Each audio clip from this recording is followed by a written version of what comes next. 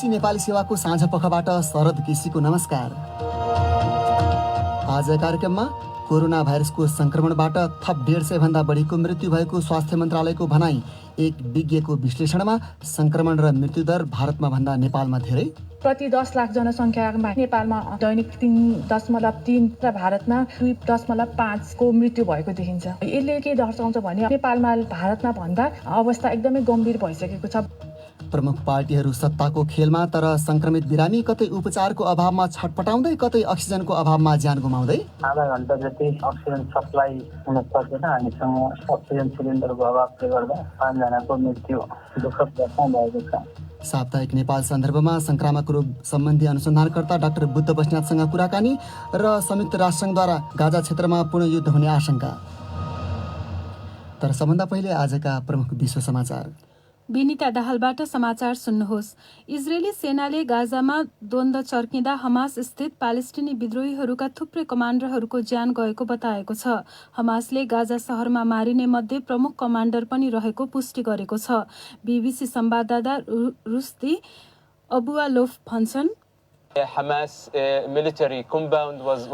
Hamas समूहको कार्यालय रहेको भवन परिसरमा आज बिहान प्रहार भएको थियो। त्यसले सन् 2014 मा गाजामा भएको एउटा लामो युद्धको सम्झना गराइदिएको थियो। बीबीसी संवाददाताको भनाई, गाजा स्थित स्वास्थ्य मन्त्रालयले सोमबारबाट सुरु भएको द्वन्द्व यता 14 बालबालिका सहित 53 भन्दा बढीको ज्यान गएको र 300 भन्दा बढी घाइते भएको जनाएको छ। उक्त संकटबारे छलफल गर्न संयुक्त राष्ट्रसङ्घको सुरक्षा परिषदको बैठक बस्दैछ। अफगानिस्तानका अधिकारीहरूले राजधानी काबुल नजिकैको एउटा रणनीतिक जिल्लालाई तालिबानको नियन्त्रणबाट पुनः आफ्नो कब्जामा ल्याउन कारबाही थालेको बताएका छन्। रक्षा मन्त्रालयका अधिकारीले ईदका लागि भनेर सरकार र विद्रोही पक्षले घोषणा गरेको 3 दिने युद्धविराम अघि नै नार्क जिल्लामा आफ्नो नियन्त्रण कायम गर्ने उद्देश्य रहेको बताएका छन्। बीबीसीका सकन्ड्र कर्मानी भन्छन्, तालिबानले विगत 2 सातामा व्यापक रूपमा अफगान सरकारलाई दबाव दिइरहेको छ र यो त्यसै अन्तर्गतको एउटा भाग हो।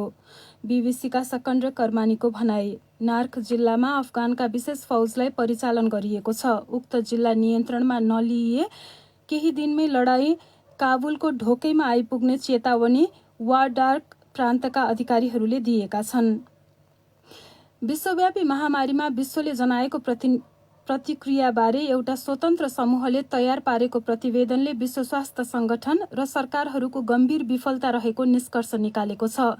विश्व स्वास्थ्य संगठनले नियुक्त गरेको उक्त समूहले अहिलेको प्रणाली विफल भएको जनाएको छ। उसले विश्व स्वास्थ्य संगठन, युरोप र अमेरिकाले अन्तर्राष्ट्रिय स्वास्थ्य सङ्कटकाल घोषणा गर्नु अघिको मूल्यवान समय बर्बाद गरेको जनाएको हो।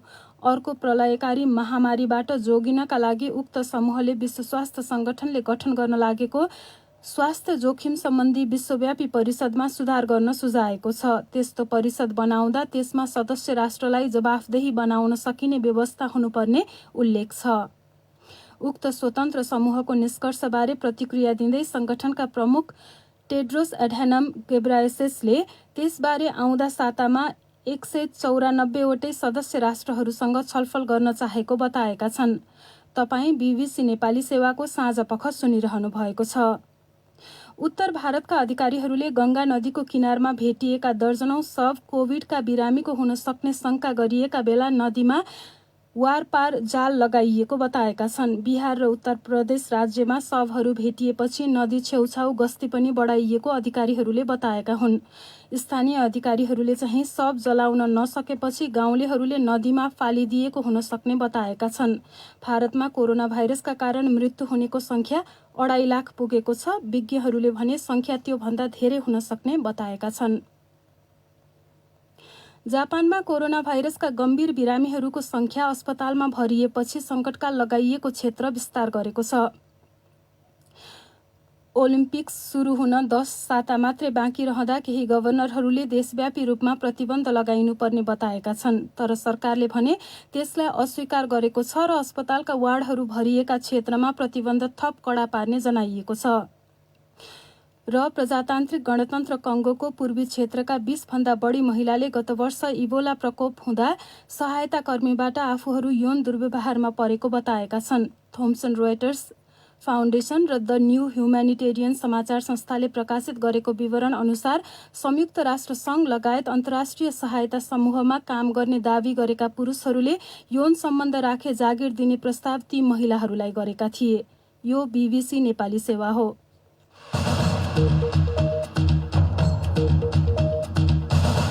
साँझपखमा तपाईँलाई स्वागत छ।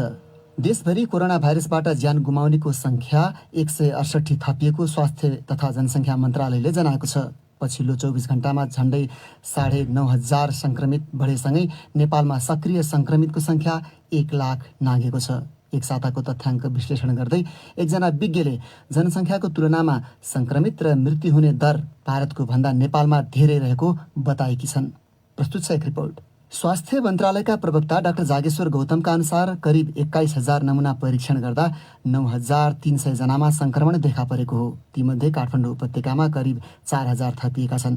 उनले आज सार्वजनिक गरेको विवरणमा स्वास्थ्य अवस्था जटिल रहेका सङ्क्रमितको सङ्ख्या पनि उच्च छ। आज देशभरि जम्मा सक्रिय सङ्क्रमितहरूको सङ्ख्या 1,01,634 छ। 1,241 जना आइसियुमा रहेका मध्ये 285 जना भेन्टिलेटरमा उपचाररत हुनुहुन्छ। सङ्क्रमणका कारण 168 जनाको दुःखद निधन हुन पुगेको छ। पछिल्ला दिनहरूमा सङ्क्रमित र ज्यान गुमाउनेको संख्या हत्तै बढेको छ। एक हप्ताको तथ्याङ्क विश्लेषण गरेकी इपिडेमियोलोजिस्ट डाक्टर अर्चना श्रेष्ठका अनुसार जनसङ्ख्याको अनुपातमा नेपालमा मृत्यु र सङ्क्रमण दर भारतको भन्दा बढी छ। प्रति 10 लाख जनसङ्ख्यामा हेर्ने हो भने नेपालमा दैनिक 304 सङ्क्रमित देखिएको छ र भारतमा चाहिँ 240 प्रति 10 लाख जनसङ्ख्यामा देखिएको छ। र मृत्युको सङ्ख्या हेर्ने भने अहिले दैनिक 3.3 प्रति 10 लाख व्यक्तिमा चाहिँ मृत्यु भएको देखिन्छ र भारतमा प्रति 10 लाख व्यक्तिमा चाहिँ 2.5 को मृत्यु भएको देखिन्छ। यसले चाहिँ के दर्शाउँछ भने अहिले नेपालमा भारतमा भन्दा अवस्था एकदमै गम्भीर भइसकेको छ भन्ने कुरा हामीले बुझ्न सक्छौँ। स्वास्थ्य मन्त्री स्वयंले पनि महामारी रोकथाम र नियन्त्रणका निम्ति सरकारले अहिले चालेको कदम पर्याप्त नरहेको बताएका छन्। राजधानी काठमाडौँ सहित देशका विभिन्न भागबाट अस्पतालले बिरामी भर्ना लिन छाडेको, उपचार नपाएर सङ्क्रमितको मृत्यु हुन थालेको र अक्सिजनको अभावमा बिरामीहरू छटपटाइरहेका कहाली लाग्दा खबरहरू आउन थालेका छन्। बुटवलको एउटा अस्पतालमा आज त्यस्तै अवस्था देख्नु पर्यो भन्छन् त्यहाँबाट हाम्रा संवाददाता माधव नेपाल।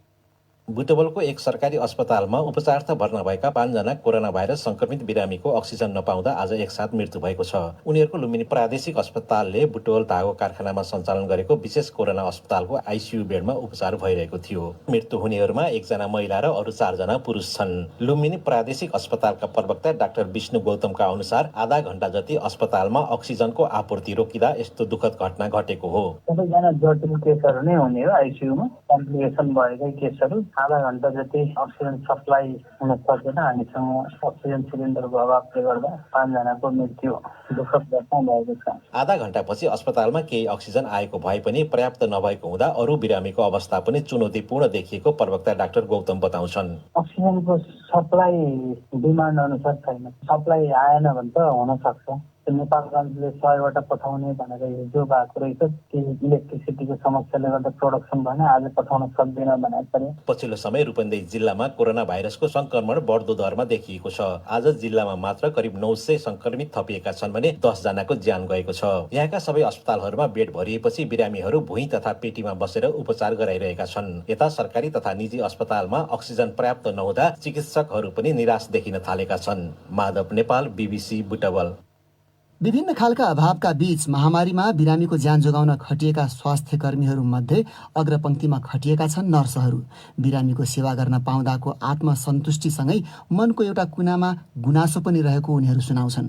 अन्तर्राष्ट्रिय नर्स दिवसका अवसरमा करिब 1 वर्षदेखि महामारीमा खटिँदाको उनीहरूको अनुभव समेटेर झापास्थित हाम्रा संवाददाता उमाकान्त खनालले पठाएको एक रिपोर्ट। वीरगञ्जको नारायणी अस्पतालमा काम गर्ने नर्स मनिषा चौधरी लगायत धेरै नर्सहरूले गत वर्ष कोभिडका बिरामी भएका वार्डमा काम गरे बापतको प्रोत्साहन भत्ता पाउनका लागि महिनौं कुर्न पर्यो। यसपालि तलबको 50% प्रोत्साहन भत्ता पाउने भनिए पनि अहिलेसम्म मासिक तलब बाहेक केही पनि नपाएको मनिषाले सुनाइन्। पाउन चाहिँ पाए तर धेरै गाह्रो भएको थियो। 5-6 महिना नै लगाइदिनु भयो। तिमीहरू टेन्सन नलेऊ अनि सरकारी स्कुलको स्यालेरी प्लस 100% भत्ता दिन्छु भनेर पछि त यस्तै भयो। भइहाल्यो। कति नर्सले त त्यो पनि पाएका छैनन्। त्यसको सट्टा गत सालको कोरोना भाइरस संक्रमणको पहिलो लहरका बेला अस्पतालमा आवास तथा खाने व्यवस्था पनि यो वर्ष नपाएको नर्सहरू बताउँछन्। भरतपुर क्यान्सर अस्पतालमा कार्यरत नर्स विनिता केसी भन्छन्, हस्पिटलमा एटलिस्ट हुन्थ्यो भने पनि हामी घरमा रोग लिएर आउँछौँ। हामीले आफ्नो फ्यामिलीलाई पनि एक्सेप्ट गरिरहेको छौँ, सँगसँगै आउनु परेको छ। हामी अप्सन छैन। देशका कतिपय स्थानका अस्पतालहरूका नर्स बिरामीको सेवा गरे पश्चात व्यक्तिगत सुरक्षा सामग्री PPE लगाएरै लखतरान भई कुर्सीमा निदाएका तस्बिर सामाजिक सञ्जालहरूमा भाइरल भइरहँदा संरक्षण गरिदिनेहरूले चासो नदेखाइदिँदा उनीहरू निराश छन्। वीर अस्पतालमा कार्यरत नर्स रमिला चम्लागाईका अनुसार यस वर्ष कोभिडका बिरामीको सेवामा खटिएका नर्सका लागि 50% भत्ता उपलब्ध गराउने भनिए पनि पाइन्छ भन्ने विश्वास छैन। अहिले पनि सरकारले 50% दिने भनेर निर्णय गरेको छ, तर कसैलाई पनि यसमा विश्वास छैन पाउँछ भन्ने। तलबै नपाएको कन्डिसनमा बस्ने आवासको व्यवस्था छैन। क्रिटिकल कन्डिसनमा पनि केही कुराको पनि प्रोटेक्सन गरेको छैन। नर्सिङ काउन्सिलमा दर्ता भएका मध्ये 15 देखि 20% मात्र रोजगारीमा रहेका त्रिभुवन विश्वविद्यालय नर्सिङ क्याम्पस विराटनगरकी प्रमुख मेनुका भण्डारी बताउँछन्। त्यसमा पनि अहिलेको महामारीमा उनीहरू नै शारीरिक तथा मानसिक यातनाको शिकार हुनु परिरहेको उनले बताइन्। कोभिडको भत्ता नपाएका नर्सहरू अहिले पनि छन्। अभावको पनि नर्सिङ डाक्टरले नै भोग्नु परेको छ। जस्तै उदाहरणको लागि अक्सिजन अस्पतालमा चाहियो, त्यो अवस्थामा पनि फ्रन्ट लाइनमा चाहिँ नर्सहरू भएको कारणले गर्दा उनीहरूले फिजिकल्ली मेन्टली दुईटै अवस्था चाहिँ भोग्नु परेको छ। नर्सहरूको समग्र अवस्थाको बारेमा स्वास्थ्य मन्त्रीसँग कुरा गरेर समस्या समाधान गर्ने प्रयास भइरहेको नेपाल नर्सिङ संघका पदाधिकारी बताउँछन्। संघीय अध्यक्ष मनकुमारी राई, अब अक्सिजनको अभावदेखि लिएर बिरामीहरू रिसाउने कराउनेदेखि लिएर त्यो आफ्नो ठाउँमा छ होइन। ड्युटीको प्रेसर पनि धेरै छ। मन्त्रीज्यूले राम्रो तरिकाले हुन्छ, हामी यसको फलोअप गर्छौँ। पहिला चाहिँ समावेशीको रूपमा दिएको रहेछ, अब चाहिँ त्यस्तो हुँदैन भन्नुभएको छ। नेपाल नर्सिङ काउन्सिलमा करिब 1 लाख नर्स दर्ता भएका छन्। उमाकान्त खनाल, BBC, झापा। अब प्रस्तुत गर्दैछौँ महामारीमा देखिएका समस्यामै केन्द्रित तपाईँकै प्रतिक्रिया र टिप्पणी। आज हामीले सामाजिक सञ्जाल फेसबुक र ट्विटरमा सोधेका थियौँ, विभिन्न अस्पतालले अक्सिजन, शैय्या, भेन्टिलेटर आदिको अभाव भएकाले कोरोना भाइरस संक्रमण भएका थप बिरामी भर्ना गर्न नसकिने अवस्था आएको भन्दै विज्ञप्ति प्रकाशित गरेका छन्। यसबारे तपाईँको धारणा के छ? मनोज मल्ल ठकुरीले लेखेका छन्, सरकारले अक्सिजन पर्याप्त मात्रामा छ भन्दै आएको थियो, तर अस्पतालहरूले अक्सिजन अभावका कारण नयाँ बिरामी भर्ना गर्न सक्दैनौ भनिरहेका छन्। त्यसो भए उत्पादन भएको अक्सिजन प्रयोग कता भइरहेको छ? कि अक्सिजनमा पनि कालो बजारी भएको हो? मदनराज उपाध्याय लेख्छन्, सरकार जनताप्रति उत्तरदायी भन्दा पनि कसरी सत्ता बचाउने भन्नेमा छ। हामी जनतालाई अब 1 महिना घरभित्रै बसेर जे छ त्यही खाएर बस्नु र बाँच्नु बाहेक विकल्प छैन। सरकारको पहिलो र अन्तिम लक्ष्य सबै नेपालीलाई पुग्ने खोप ल्याउनेमा हुनुपर्छ। रञ्जिता शर्माको धारणा छ, स्थानीय सरकारले सबै पालिकामा आइसोलेसन सेन्टर बनाएका त छन्, तर ती सबै प्राथमिक उपचार केन्द्र मात्रै भए। नयाँ प्रकारको भाइरस संक्रमित बिरामीलाई अक्सिजन र ICU को आवश्यकता परेको छ। अक्सिजन मात्रेको पनि राम्रो व्यवस्थापन गरेमा नागरिकको ज्यान बस्ने थियो। शेषराज भट्टराई लेख्छन्, अस्पतालले सक्दैनौ गर्दैनौ भन्दै आतंक फैलाइरहेका छन्। अस्पतालले हामी सक्छौँ, हामी निको बनाउने प्रयास गर्छौँ भन्नुपर्छ, अनि पो बिरामीको मनोबल बढ्छ। अमर गिरीको धारणा छ, भन्नेले जे भने पनि महामारी नियन्त्रणको सम्पूर्ण उत्तरदायित्व सरकारकै हुने भएकोले आवश्यक मेडिकल सामानको समयमै जोडजाम गर्न सरकारले कुनै कसर बाँकी राख्नु हुँदैन, नत्र यसको असर बिर्सन लायक हुने छैन। मनोज दुला लेख्छन्, सरकार नागरिक प्रति जिम्मेवार नभएको स्पष्टै छ। जिम्मेवार भएको भए त बेसार पानी खाएर घरमा बस्छ भन्ने नै थिएन। अनि ट्विटरमा भरत भुसाल लेख्छन्, यो राज्य सरकारको विफलता हो। हामी नागरिक कोभिड विरुद्ध एकजुट हौं, प्रोटोकल पालना गरौं। स्वास्थ्य आपतकाल घोषणा गरी दक्ष चिकित्सक, वैज्ञानिक अनि सेना मिलेर एउटा कार्यदल गठन होस्। टोल फ्री नम्बर मार्फत बिरामीलाई के गर्ने कसो गर्ने सुझाव दिइयोस् र सिकिस्त बिरामीलाई उपचारमा प्राथमिकता दिइयोस्। एउटा अन्तर्राष्ट्रिय विषय, संयुक्त राष्ट्रसङ्घले गाजा क्षेत्रको अवस्था पूर्ण युद्धतर्फ धकिलिन लागेको आशंका व्यक्त गरेको छ। त्यहाँ प्यालेस्टिनी विद्रोही र इजरायली सेनाबीच घातक हवाई हमलाहरू भइरहेका छन्। बीबीसीका विवरणहरूमा आधारित रिपोर्ट विनिता दाहालबाट। सोमबार सुरु भएको द्वन्द्व यता कम्तीमा 43 प्यालेस्टिनी र 6 इजरायलीको ज्यान गएको छ। त्यसमा 13 जना प्यालेस्टिनी बालबालिका पनि परेका छन्। संयुक्त राष्ट्र संघका महासचिव एन्टोनियो गुटेरसले जारी हिंसाप्रति आफू गहिरो रूपमा चिन्तित भएको बताएका छन्। इजरायलतर्फ पनि हताहती भएका छन् र रकेट प्रहार हुँदा कारमा रहेका एकजना 52 वर्षीय बुवा र 16 वर्षीय छोरी तेल अभिव नजिकैको लोड सहरमा मारिएको बताइएको छ। गाजामा इजरायली हवाई हमलामा परि एउटा परिवारका 5 जना सदस्यको ज्यान गएको छ। भवनहरू ध्वस्त भएका छन् भने गाडीहरू थिचिएका वा जलेका छन्। त्यसको भग्नावशेषले सडक भरिएको देखिन्छ। तेल अभिव नजिकैको सहरमा सङ्कटकाल लगाइएको छ। गाजासँगको लडाईँलाई इजरायली सेनाले सन् 2014 यताकै सबैभन्दा गम्भीर भनेको छ। गाजाको नियन्त्रण गरिरहेको हमासले चाहिँ जेरुसलेम स्थित अल अक्सा मस्जिदलाई इजरायलको ज्यादती तथा आतंकबाट रक्षा गर्न उसले कारबाही गरिरहेको बताएको छ। उक्त स्थल मुस्लिम तथा यहुदी दुवैका निम्ति पवित्र मानिन्छ। फेरि नेपालको प्रसङ्ग।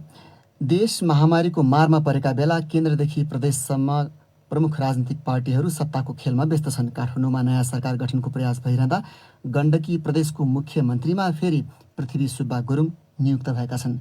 पोखराबाट नारायण कार्की भन्छन्, आज 4 बजेसम्म वैकल्पिक सरकार दिने समय तोकिएको थियो। त्यो समयमा नेपाली काङ्ग्रेस संसदीय दलका नेता किशोरचन्द्र नेपाली पोखरेललाई मुख्यमन्त्री बनाउने भनेर पहिले प्रस्ताव गरेका थिए। त्यही अनुसार उनीहरूले चाहिँ 4 दलको हस्ताक्षर लिएर चाहिँ उनीहरू प्रदेश प्रमुख सीता कुमारी पौडेल कहाँ पुगे।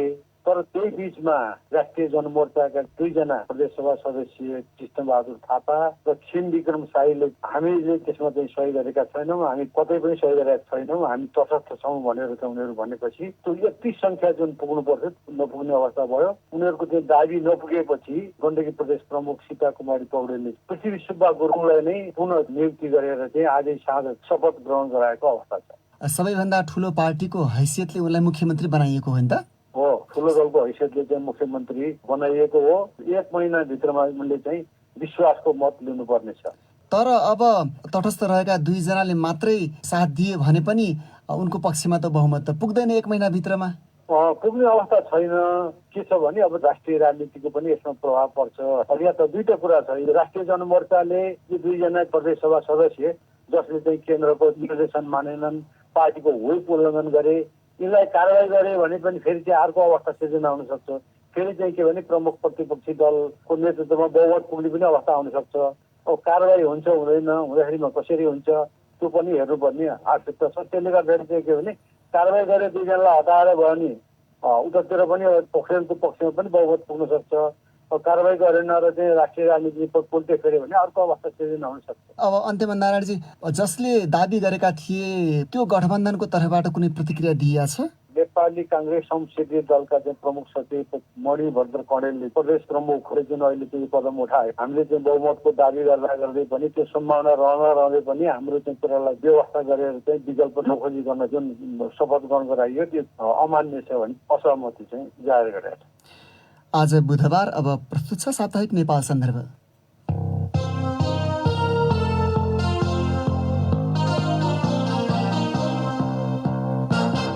नेपाल सन्दर्भबाट विनिता दाहालको नमस्कार।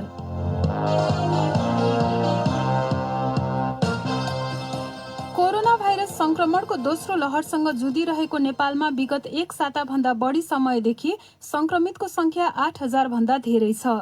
कुनै दिन त पीसीआर परीक्षण गरिएका नमुना मध्ये 50% संक्रमण देखिएको छ। संक्रमित मध्ये निको हुने दर घट्दो छ र मृत्यु हुनेको संख्या निरन्तर बढ्दो छ। सरकारले यसअघि संक्रमणको उच्च बिन्दु पुग्ने भनेर अनुमान गरेको समय आउन बाँकी नै छ। सरकारीदेखि निजी सबै अस्पतालहरूमा उपचारको सहज सुविधा नपाएको गुनासो संक्रमित परिवारको छ।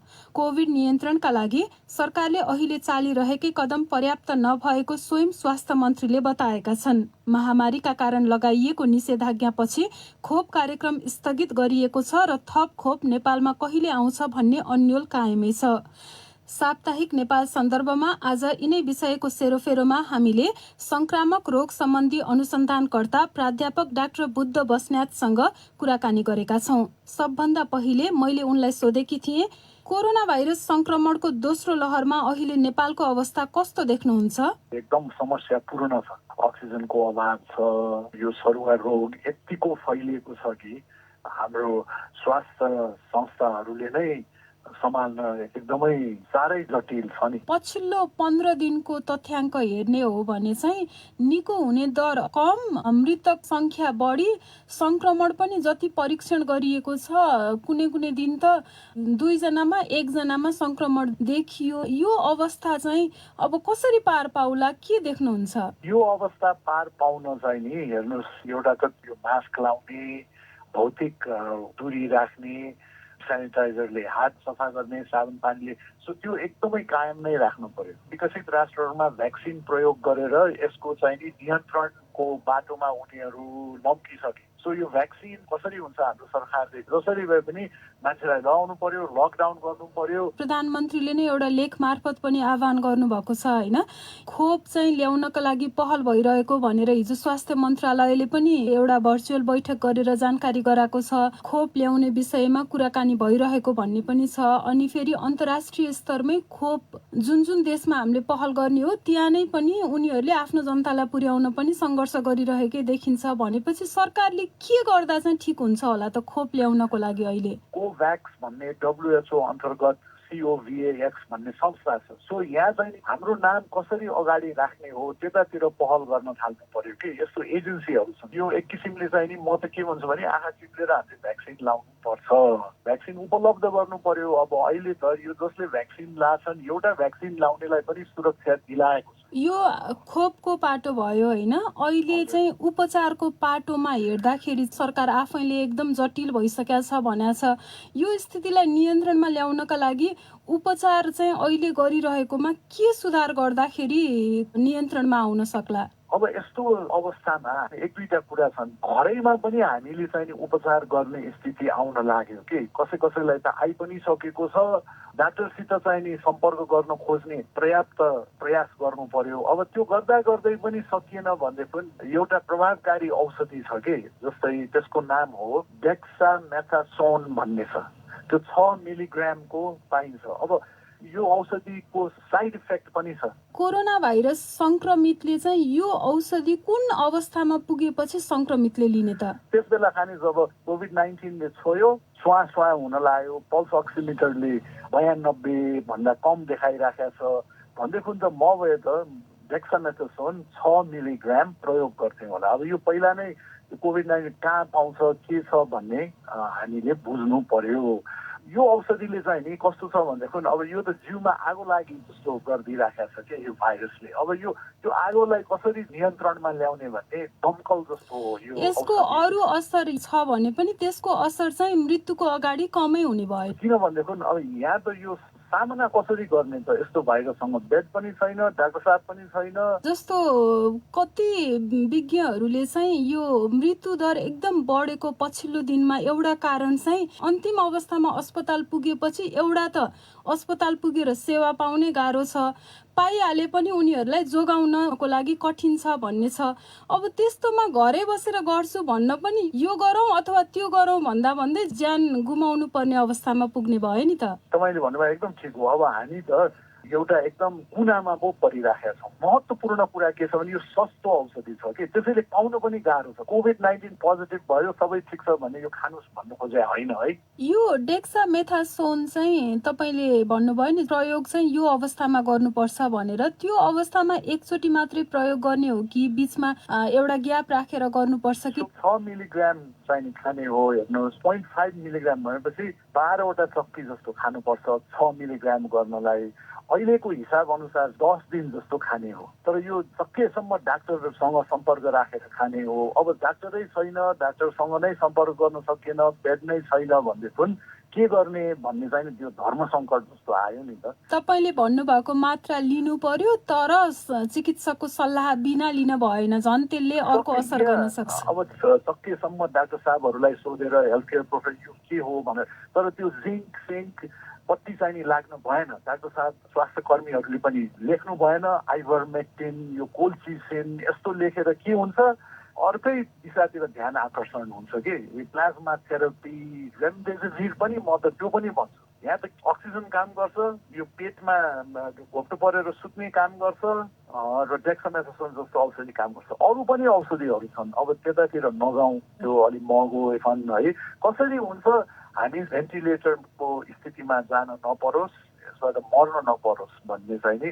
विचार गर्नु पर्यो। यो एकदम डरलाग्दो भाइरस हो कि केही पनि भएको छैन जस्तो हुने मान्छेलाई, तर प्राणघातक प्रत्यक्ष रूपमा छ, जुन हामीले अहिले भोगी नै रहेछौँ। अहिले चाहिँ सामाजिक सञ्जालहरूमा यो उपचारका लागि जुन रेमडेसिभिर भनिन्छ त्यो औषधि चाहिँ पाउन गाह्रो भएको, पाए पनि कालोबजारीमा धेरै मूल्य पर्ने, प्लाज्मा थेरापीको लागि चाहिँ यो ब्लड चाहियो भनेर आह्वान गरिरहेको देखिन्छ।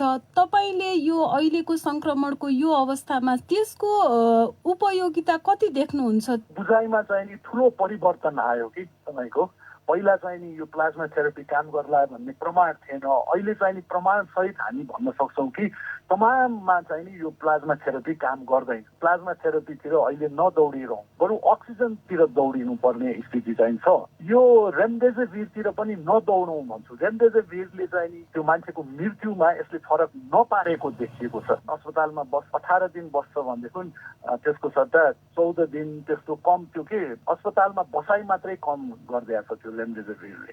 सो अहिले चाहिँ नि यो रेमडेसिभिर, यो प्लाज्मा थेरापी मेरो सुझावमा चाहिँ नि यतातिर नदौडौँ। फेरि महँगो पनि छ कि यो त स्टेरोइड चाहियो, अक्सिजन कम छ भनेदेखि, श्वासमा भइराखेको छ भनेदेखि, मान्छेले चाहिँ यसको साइड इफेक्ट छ यस्तो छ भनेर बस्ने पनि अहिले ठाउँ छैन। अब यो विचार गर्नु पर्यो, किनभने यो भाइरस प्राणघातक भाइरस हो। 95% ठिक हुन्छ, तर 5% ठिक हुँदैन, 1% मर्न सक्छ मान्छेहरूमा।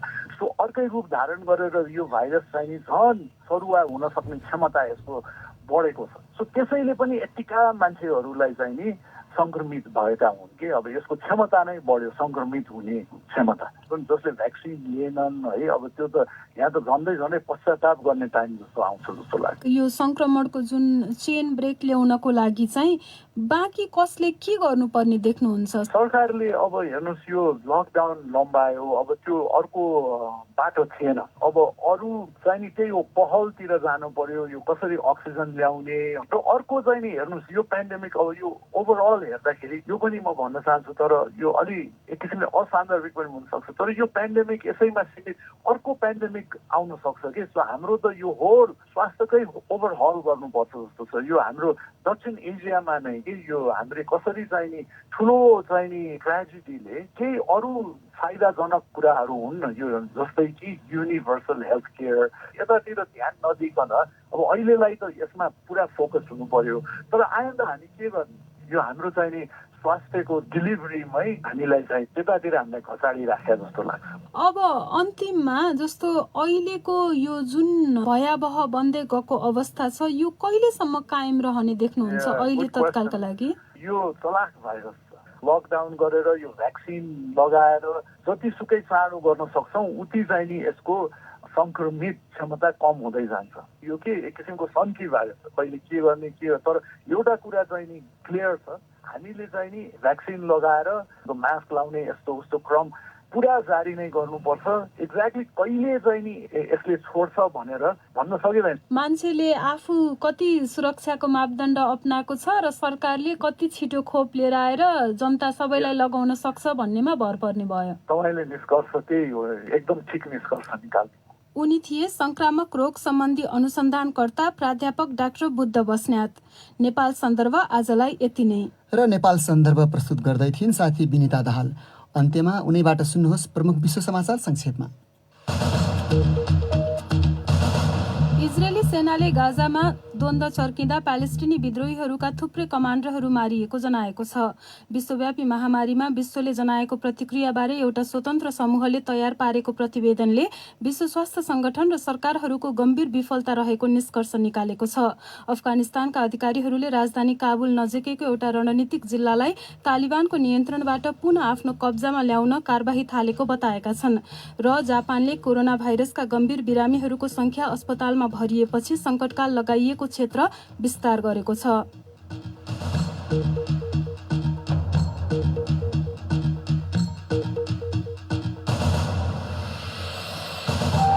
हवस् त यसका साथै BBC नेपाली सेवाको साँझ पख यहीँ सकिन्छ। अब हामी भोलि बिहान 7:15 बजे बिहानी पख लिएर आउनेछौँ। त्यस बेलासम्मका लागि हामी सबैलाई बिदा दिनुहोस्। नमस्कार।